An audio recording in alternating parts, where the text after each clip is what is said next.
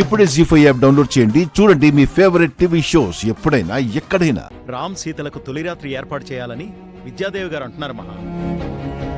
వీళ్ళ తొలి రాత్రి జరిపించాలని నాకు ఉంది జన.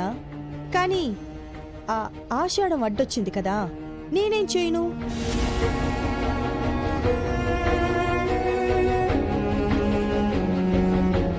ఆషాఢం అడ్డొచ్చిందా లేక ఆషాఢాన్ని అడ్డు పెట్టుకుంటున్నారా?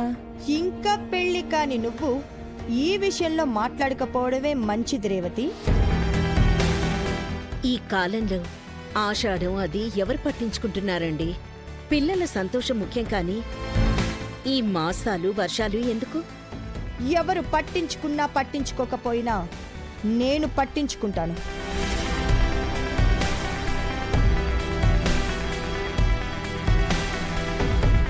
అవును, పద్ధతులు ఆచారాలు పాటించడంలో మహా ముందుంటుంది.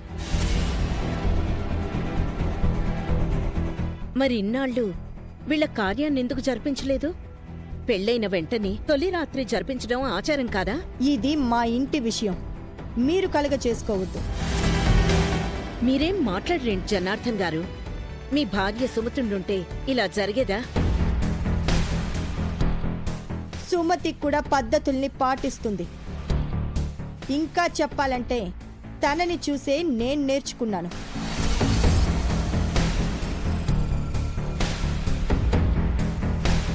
అవునండి, సుమతి మహాకు ఎన్నో విషయాలు నేర్పించింది. మంచి విషయాలు నేను నేర్పిస్తే నమ్మక ద్రోహం, మోసం తను నేర్చుకుంది.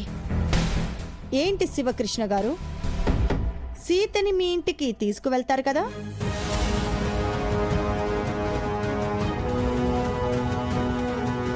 ఆషాఢంలో ఆడపిల్ల అత్తవారింట్లో ఉండకూడదు అని వాళ్లకు మాత్రం తెలీదా మహా? పద్ధతులు పాటించడంలో వాళ్ళ తర్వాతే మనం వదిన.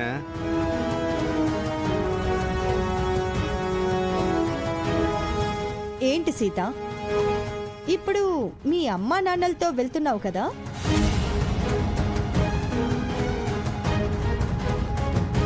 అంత బలవంతంగా సీతను పంపించకపోతే ఏమవుతుంది వదినా? పెళ్లి కాని దానివి నువ్వు ఈ విషయంలో మాట్లాడకూడదు అని చెప్పానా?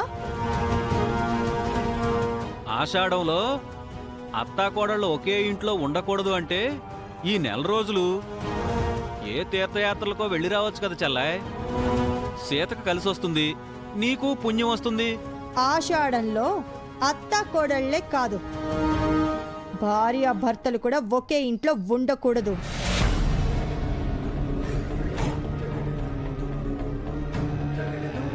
కాసేపట్లో అమావాస్య మొదలవుతుంది సీత. ఆషాఢ ఘడియలొస్తాయి. ఆ లోపే నువ్వు ఈ ఇంటి గడప దాటాలి. అర్థమైందా? జీ5 యాప్ డౌన్లోడ్ చేసి అన్ని ఎపిసోడ్స్ పూర్తి ఉచితంగా చూడండి.